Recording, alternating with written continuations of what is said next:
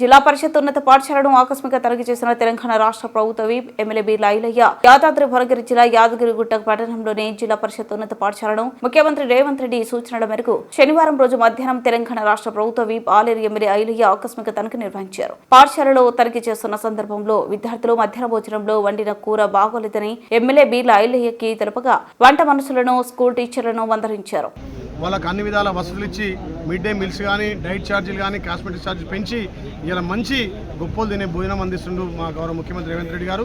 అదేవిధంగా ఇలా ప్రభుత్వ స్కూళ్ళల్లో కూడా గౌరవ కలెక్టర్లు ఎమ్మెల్యేలు కూడా పర్యవేక్షించి అక్కడ ఎడ్యుకేషన్ విధానాన్ని అదేవిధంగా మిడ్ డే మీల్స్ను పర్యవేక్షణలో భాగంగా ఆలయ నియోజకంలో యారూట్లో ఇవాళ ఈ స్కూల్ సందర్శించడం జరిగింది.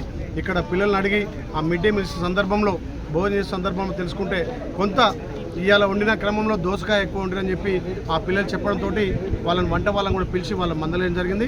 మీరు ప్రభుత్వం అన్ని విధాలా మీకు సహకరిస్తున్నప్పుడు మంచి భోజనం పెట్టాలి.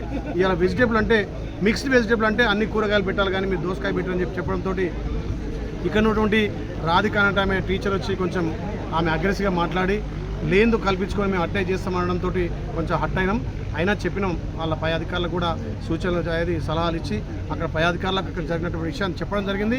ఏదేమున్నా ప్రభుత్వం ముఖ్య ఉద్దేశం మంచి నాణ్యత విద్యతో పాటు పేదోళ్ళు గొప్పలు తినే బియ్యం తినాలి, పేదోళ్ళు కూడా అన్ని పౌష్టికాహారం తినాలని గౌరవ ముఖ్యమంత్రి లక్ష్యం నెరవేరాలి.